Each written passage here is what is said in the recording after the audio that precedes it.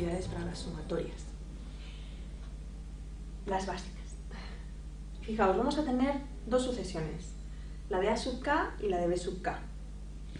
Hacemos la suma de los términos de la sucesión A sub k, de n términos, y la suma de n términos de B sub k. Aquí tenemos la expansión, que es lo que hemos hablado antes. Veamos qué propiedades hay. Fijaos, tenemos por un lado la sumatoria de, vamos a fijarnos solo en las sumas por ahora. Tenemos el término A sub k más B sub k. ¿Qué significa? Que yo en el paso 1 voy a tomar el término 1 de la sucesión A más el término 1 de la sucesión B. Avanzo el contador de la suma, ponemos otra suma y el término ahora me suma el término 2 de la sucesión A y el término 2 de la sucesión B. Avanzo el contador, suma el término 3 de la sucesión A con el término 3 de la sucesión B, porque mi término es la suma de los dos términos del mismo paso. Y así llegamos hasta el término enésimo. Por propiedades de asociatividad para los números reales, nosotros vamos a poder reagrupar todo esto, conmutarlo también, y por lo tanto, ¿qué llegamos? A que tomamos por un lado todos los términos de la sucesión A, todos los términos de la sucesión B. Y entonces, ¿qué tenemos? El A sub 1 más el A sub 2, más así toda la suma de los términos de A. Y a eso le sumamos, porque fijaros que vamos solo con las sumas, le sumamos todos los términos del B que estaban sumados también. Entonces, si os fijáis en esto, ¿qué es? Todos los términos, los n términos de la sucesión A sumados, que era la expresión que habíamos dicho antes, sumatoria de k sub 1 hasta n de la sub k, más la sumatoria de k sub 1 hasta n de b sub k. Si en vez de suma tenemos resta de términos, ¿qué tendríamos? La sumatoria de la resta, ahora tenemos esa, ¿ya? Tenemos la resta del A sub k menos el B sub k. O sea, tenemos el término 1 de A, le restamos el término 1 de B. Es el mismo término 1.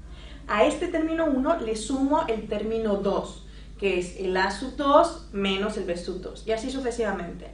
Reagrupamos, asociamos, ¿y qué nos queda? Todos los términos de A menos la suma de todos los términos de B. Entonces, ¿en qué se traduce todo esto? En una propiedad fundamental de las sumatorias, que la sumatoria de una suma o la sumatoria de una resta de sucesiones se transforma en la suma o en la resta de las sumatorias de las dos sucesiones. La segunda propiedad, que también la podemos deducir de cómo se trabaja la sumatoria, es la sumatoria de una constante. C va a ser un número constante, un número fijo, no varía, por los términos de la sucesión. Entonces, ¿qué significa? Que ahora mi nueva sucesión es un número siempre fijo por cada término de esa sucesión. Fijaos, volvemos otra vez. Nuestro contador empieza a avanzar. Entonces, en el paso 1, ¿qué tenemos? El elemento A sub 1 por la constante. Pasa el contador, suma el elemento del paso 2, que es A sub 2 por la constante. Avanza el contador, así hasta el paso n. ¿Y qué pasa? Tenemos esa constante que va acompañando a todos los términos que se están sumando. ¿Y eso qué significa? Que lo podemos sacar como factor común. Entonces, esto es una constante que sale del factor común de la suma de todos los términos de la sucesión. Por lo tanto, ¿qué nos queda? Nos está quedando que esta expresión de ahí es la sumatoria y todo eso está multiplicado por la constante.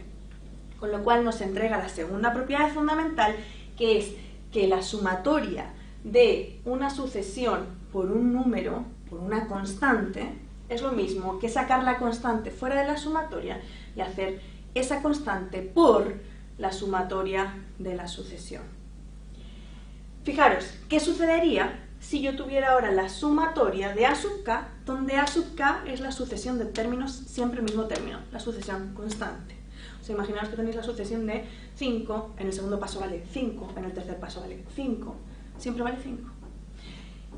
Ahí hay que tener ojo, porque en realidad, ¿qué estáis haciendo? Volvemos a la misma definición.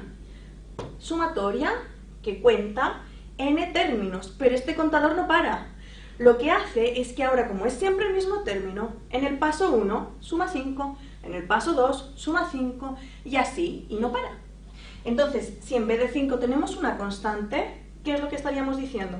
Que mi contador parte en 1 y saca el elemento del primer paso, que esté en el paso 1. Avanza, suma, y en el paso 2 vuelve a añadir c. Y así consecutivamente, hasta que es lo que hace, toma n veces ese término c. Por lo tanto, cuando vosotros tengáis la sumatoria de números constantes solos, sin acompañar a ninguna otra sucesión, eso es n veces la constante.